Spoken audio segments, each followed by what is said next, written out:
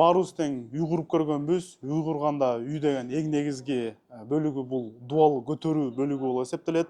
Анан ошол дубал көтөрүү бөлүккө келгенде дагы өтө чоң бир кемчиликтерди кетиришет да. Мисалы, ушул жылдын башында эле мага бир кардарыбыз келди. Ал кардарыбыз болсо үйүн болсо газоблоктон койгон болчу экен дубалын. Газоблоктон койгондагы чатырын жаап койгондагы анан 2022 жылы 23 жылы калп айтам, 2023 жылы үйүнө кирип бир кыш кыштаган да.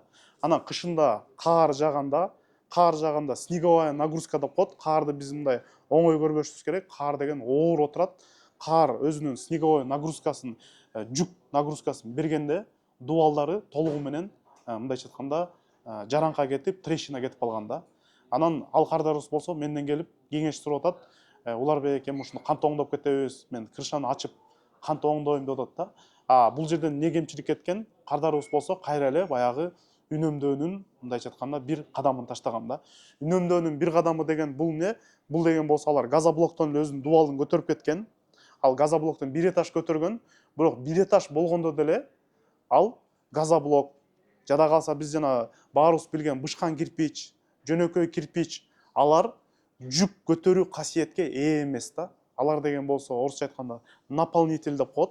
Мындайча айтканда ички начинка болот. Алар ошол дубалдын ичинде эле калып калчу нерсе да.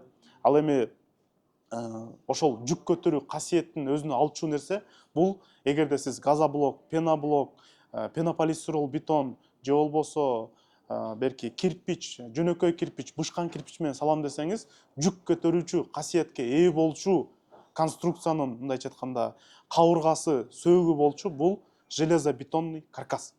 Эгерде сиз железобетонный каркас куйбай туруп үйүңүздү жөн эле кирпич менен коюп койгон болсоңуз, ал үйүңүз чоң катуу жер титирөө болгондо кирпичтер ажырап кетиши мүмкүн, трещина кетиши мүмкүн.